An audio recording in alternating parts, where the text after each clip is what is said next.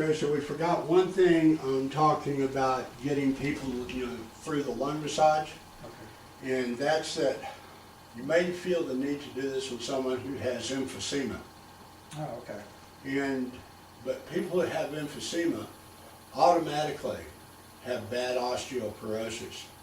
And so you want to know if it's going to do something like break a rib. Okay. So you need to muscle test them to see if they're strong enough to do it, if they can take it. And if they get a no or something's kind of dubious, don't do it on them. Okay. May need to do some things to get them over it. Like with osteoporosis, the easiest way to get someone over it is you're going to take some unflavored gelatin, and you take a heaping tablespoon of it every morning and every evening, and you put it in some hot bouillon and stir it around for 2 or 3 minutes to get it really good and dissolved. And then while it's still good warm, you drink it. Otherwise, it turns into bouillon jello. So. Right. And which is okay, you can eat it that way, and you can use it this way. You use it with your pets and all this sort of stuff too, if they have arthritic problems. But so for osteoarthritis, you do that, and you do this twice a day, and it will take about 6 weeks before they can start telling you change. Often 4 months before they start really telling you change. But what it'll do is over the space of anywhere from 6 months to a year, it will rebuild just about every joint in their body. Nice. And then the ribs won't, come undone, they'll be less likely to fracture and stuff. And you also want them to do something like take a good, multi-mineral formula every day, and also vitamin K2 and vitamin D. D3 is the best, but general vitamin D in general is good. But with the K2, if you get what's called Mark 7 K2, it'll say MK7 on the bottle, that will last in their blood for about 3 days every time they take it. But you have them go ahead and take it every day anyway. And what the K2 does is it will cause the calcium that they get, from the multi-mineral that they take, or from the leafy green vegetables that they eat, or the meat that they eat and stuff, and it will send that calcium to where it needs to go to be used properly. The problem that people have with calcium supplements, they'll get something like calcium carbonate, which is basically ground rock. And so what happens with it is it goes and it locks up in their veins and arteries and stuff, and causes plaque, and this builds up, and starts to shut down their blood flow in their body. But if you have the K2 and you have the D or D3, then the body knows where to put it and will. And if you can get something, like more with a multi-mineral formula, it's usually going to have calcium. It'll have some calcium carbonate. Everybody, it seems, feels like they got to put a little rock in your diet, And but it'll also have calcium citrate and things of this nature, and you get something that's got a really good broad spectrum of minerals and stuff. A lot of people think you just have calcium in your bones, and you don't. You have 64 different minerals in there, and so you get something that has a really good formula and stuff. When you're doing this sort of thing, unless someone just has a real problem with eating eggs or something, my suggestion is have them eat, 3 or 4 duck eggs a day. The duck eggs, because the enzymes, they have all the enzymes they need to digest themselves without taking anything from your body. If you're in an osteoporosis situation or any other health condition, your body's fighting to survive already. Doesn't need to be taking anything away from it, like a chicken egg or something. If they can't find duck eggs or something, then by all means do chicken eggs. But the thing with eggs is you need to cook them in such a way that you don't scramble them. You don't mix up the yolk and the white together. Because when you do that, it becomes somewhat toxic for you. Oh, wow. Yeah, what you need is for the yolk and the egg, even though they're, yolk and the white, even though they're together, to cook, in that separate way. Whether you fry it, or you boil it, or whatever, and then you eat it. because then what you have is, some people say, oh, well, eggs have a lot of fat in them. Yes, they do, but it's good fat. It causes your body to burn other fat, the white fat deep in the body, for energy. It also is high in cholesterol, but not all cholesterol is created equal. It's high in HDL cholesterol. And HDL, the high density lipid cholesterol, that's the good stuff. That's what cleanses, other things out of your veins and arteries. And then it also has, there's the lining that's in the shell that, like if you boil it, you definitely get. Right. And that's got, and that's the same thing as the lining around your bones and stuff, the periosteum.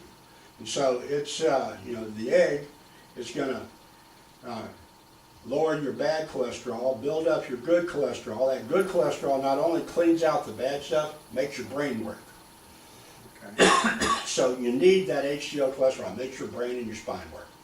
So, you have all of this stuff going on and good nutrition in the process, and they'll rebuild their body pretty quick. And then eventually you'll be able to do this process on them. You'll muscle test one of these days, and it may have been saying for months that you can't do it, and all of a sudden you can. Okay. And so you'll be able to go ahead and do it with them and not have to worry about breaking their ribs and stuff in the process. Right. So, but now we'll talk about, the scoliosis. Basically, we're going to have you take your shirt off in a minute, and you're going to lay up here on the table, face down, Okay. and I'm going to do a massage process on your back. The massage process is a little strange in the sense that I'll be doing stuff where I'll kind of anchor, some skin and muscle, and I'll be pushing my hand up around it and stuff, and I'll do it on different sides and stuff, and sometimes I'll just kind of knead it and whatnot. And these heavy motions that you feel in this particular part of the process actually only work the superficial muscles. And then along your spine, I'll be doing a little problem with the inchworm type thing, up your spine, and that's going to work the intermediate muscles along the spine. I got a tick. Got off her. And so I'll go get rid of this tick right quick. Okay. And She must have got it in the woods. I felt it, and I thought it was just a piece of lint, and Yeah. lifted it, and then I could feel it crawling up my hand. Well, that's good. Get them off of her because Yeah. with the dark fur, it's impossible to see them. Really. yeah. So anyway, we do the inchworm bit, and that's working the intermediate muscles along your spine, and then we do a process called skin rolling. And you're putting the thumbs together and just pushing lightly on the body and walking with the fingers. And what this does is it works with the fascia. There's some of us who believe that fascia ought to be its own separate system for the body. Haven't managed to convince Gray's Anatomy of this yet, but a lot of us have tried. And because fascia runs all through the body, through all the organs, it holds the organs in place. It holds, everything to the bones and stuff, and it goes pretty much in between everything in your body. So even just doing this little bit out on the surface, then it's affecting the fascia, and therefore it's affecting muscles deep in the interior of your body. Oh, nice. So we'll do that a bit, and we'll kind of reverse the process and stuff, and back out to those strong kneading motions and stuff. And then I'm going to take my thumbs and I'm going to put them side by side on your spine, starting at the bottom, and I'm going to be pushing up with a little bit of pressure just to see where your spine goes.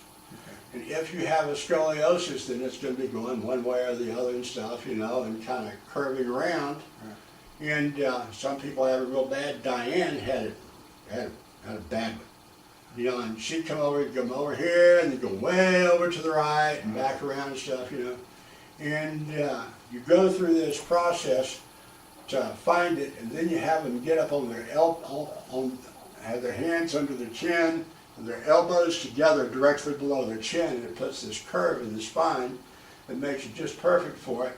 And then you go back in, thumbs on either side, and want your thumbs straight. You don't want them out here because you'll tear this out. Massage therapists know this as Attila the thumb, because it put you out of business. You know, so you keep your thumb straight so you don't hurt yourself, and you go up the spine with good firm pressure, just slowly. And when you get to one of those curves or something, you just kind of hang out with it with a little pressure against it, and it doesn't take too long. And maybe the camera will be able to show it, maybe it won't, but you'll see the spine just kind of crawl back over into its central channel where it belongs, and you go up a little more. And the first time you do it, it takes quite a lot of effort to get it there. We had a young lady in Tahlequah who was 14 years old. She had braces on her back and on her legs and stuff. She couldn't walk without the brace and crutches and stuff. And her parents brought her to me as a last resort before going to try the surgery route and try to fuse her spine, which isn't good at all. It's never good.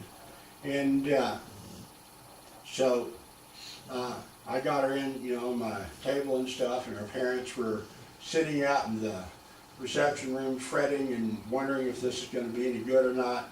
And, I asked her, I said, do you like new clothes? And she said, oh yes.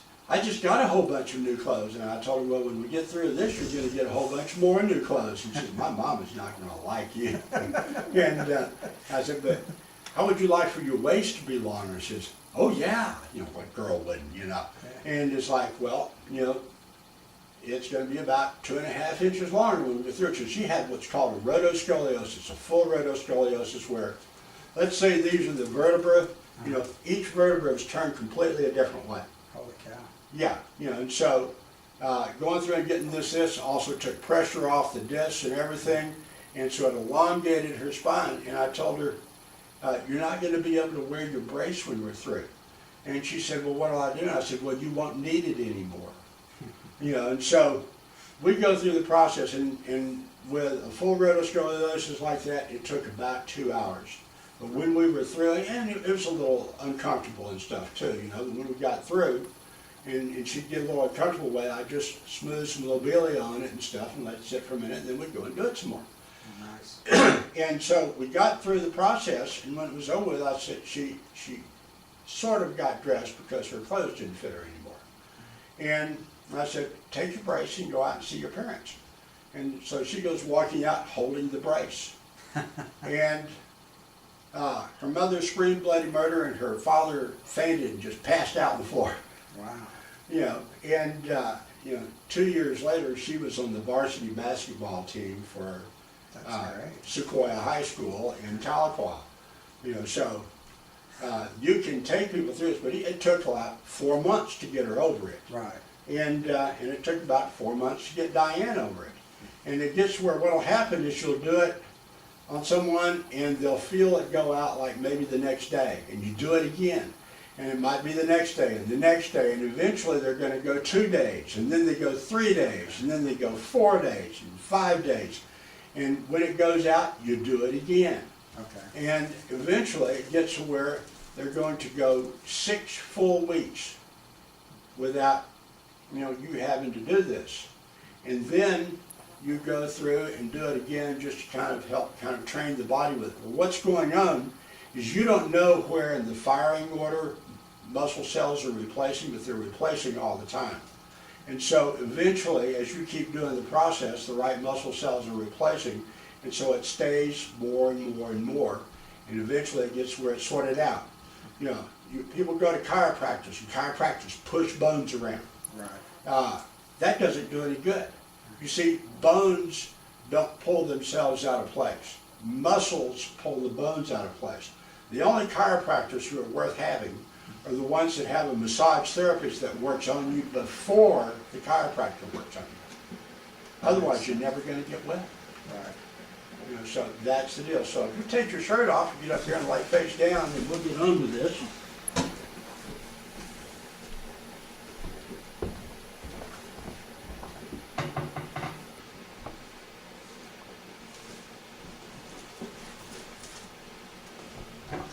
I'm going to pull that cradle up.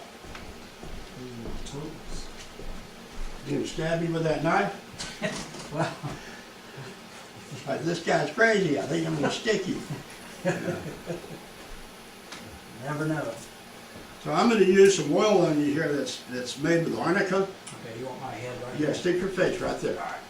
And arnica is some wonderful stuff, you know, that will cause the, and you know, for those who are watching the video, this is made by an outfit called Weleda, W-E-L-E-D-A, and it's really good. It has a lot of arnica in it, and arnica makes your muscles relax and helps take away pain from them and stuff.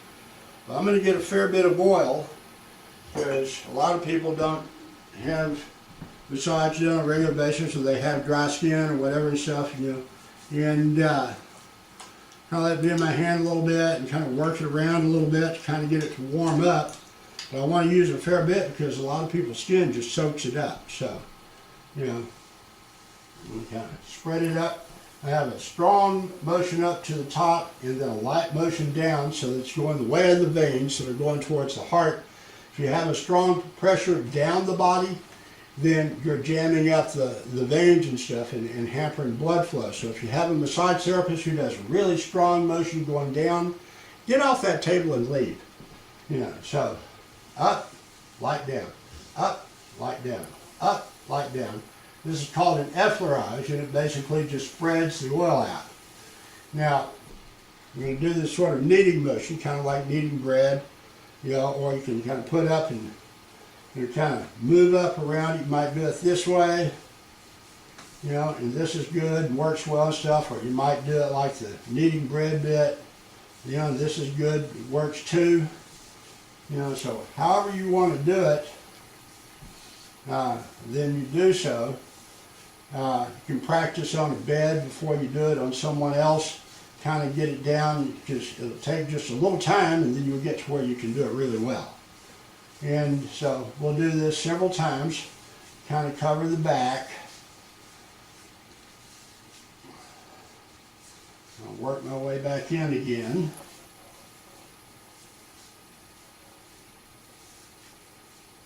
One more time here. Then I'm going to do the inchworm. Take my fingers and kind of walk up like an inchworm. On either side of the spine, you have the spine here. There's a band of muscle that you know, on either side that kind of rolls up, and you just kind of get up and go right along the side of the spine, which is about an inch, inch and a half wide. You know, and it's wider at the bottom and it's narrower up at the top. And so just doing the inchworm a few times to get those intermediate muscles. And then I'm going to do skin rolling, which is putting your thumbs together and kind of going along lightly on the skin and walking with the fingers. And this works with the fascia and gets those really deep muscles as well.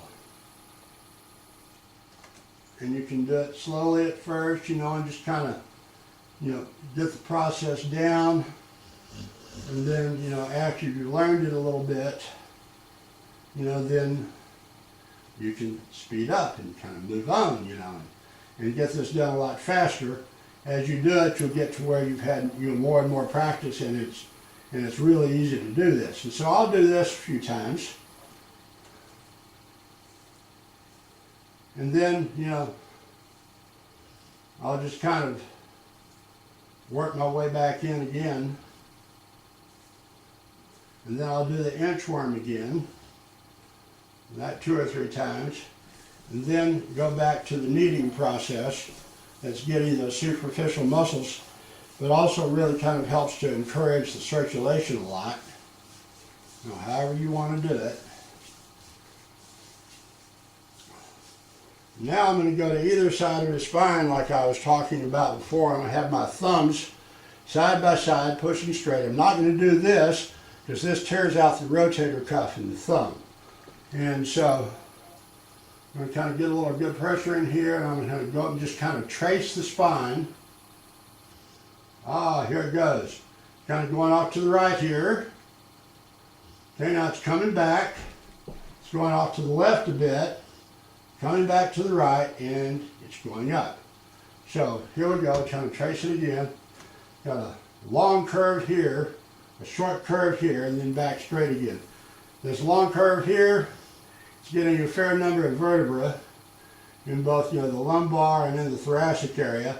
And this come up here, and it basically involves two vertebrae in the thoracic vertebra, and then comes up into the cervical. So, this is where we're working now. The way we're going to do this is he's going to get up on his elbows and put your elbows completely together, directly below your chin, and your hands there and stuff. That's good.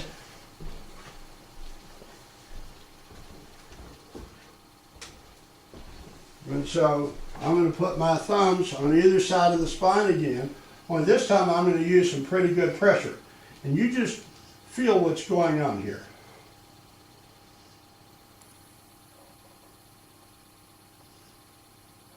So I'm kind of up against where it's out. And as I'm doing this, I'm not forcing it. I'm just putting some pressure against it and kind of hanging out. And as I'm doing this now, all of a sudden his skin is kind of crawling a little bit to the left as the spine is starting to move back over.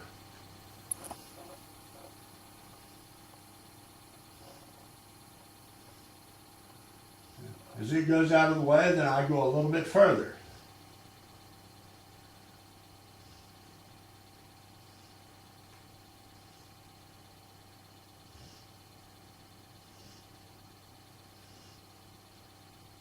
Good firm pressure, keeping your thumb straight so you don't mess yourself up. Massage therapists who hold their hands wrong and do their body mechanics wrong usually wind up out of business within about 5 years. Now we're kind of up against that one that went to the left, and it's starting to move to the right.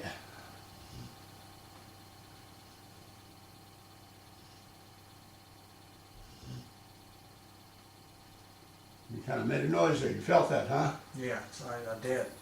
Yeah, so I'm just going to go up here. I'm going to do it with firm pressure 2 or 3 more times. It kind of makes a track, you know, on the skin, more on the right side where it was out, you know, that little bit on the left.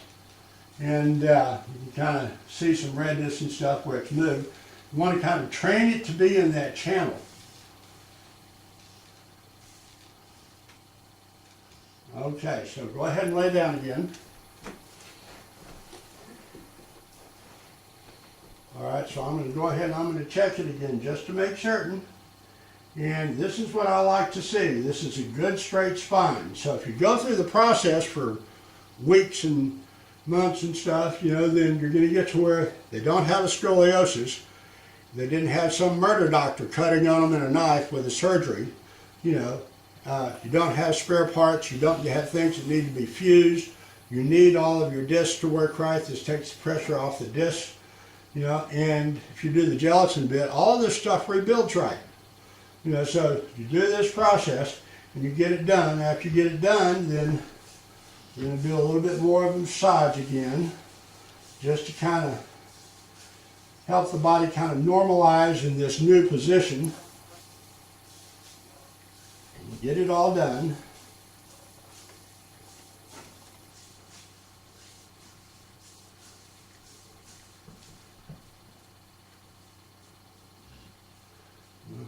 Did the kneading process, we're doing the inchworm, we're going to do some skin rolling.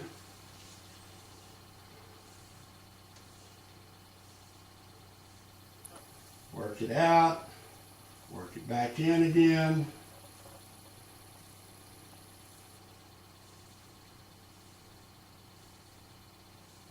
And then I'm just going to check it one more time, and we have a straight spine. How long it'll stay, we don't know. It might be out in an hour, it might be out in a day. You know, we don't know. It might be 2 days, 3 days, but every individual is different. But so right now it's back in. So if you will roll over on your back and kind of scoot down a little bit so that your head's not in that cradle. I'm going to move this down to where we can show your feet. Now, what I'm going to do is I'm going to pull on his feet with my middle fingers, or on the malleus, on the inside, yes, the ankle bone. And I'm going to raise his feet, pull down, and put him down. And so, I don't know if you can see this with the video, but his left leg is longer than his right. And so we're going to do a process to kind of even that out. Turn over on your left side. Kind of scoot up a little bit. I want to get your feet on you. And put your hand under your head. Hand on. Arm under your head, yeah. Okay. We're going to need to get your everything straight. Put your head straight. And have the feet straight. We're going to take this leg and bend it and have it just kind of right here. And so his body is kind of straight, and his shoulders are kind of straight, and his head, we get it straight with the spine and everything. So what we're going to do, I'm going to make certain we're seeing his head here so we don't waste this effort here. Nope, actually we're still looking at the feet. That doesn't work, so. All right, so here's how we have him laid out. And his body's straight, his upper leg is crooked. And I'm going to take the heel of my hand, I'm going to lay it right along his jaw, and I'm going to do a sawing motion back and forth. You know, it's like 1, 2, 3, 4, 5, 6, 7, doing a little bit of pressure, and then 1, 2, 3, 4, pushing down. So turn back over on your back again. We'll move this back to show the feet.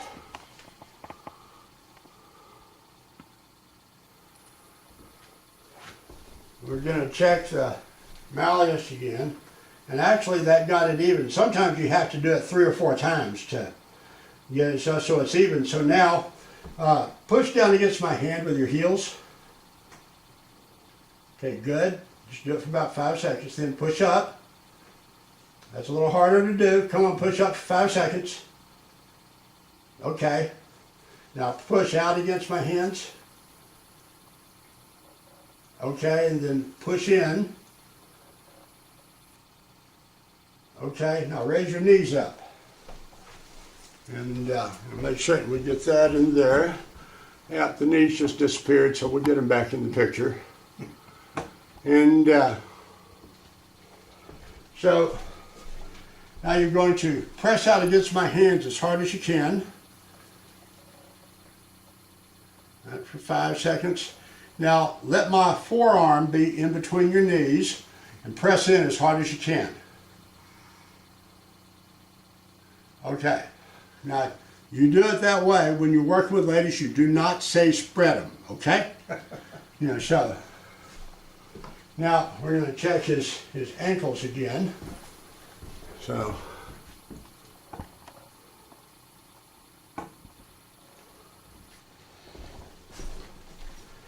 and everything's still good and even, so that's good. So now I want to come up, kind of put your arm up on mine. I'm going to put this here, just take them straight up and have them get up that way. So it doesn't throw it out. And that's how you correct scoliosis.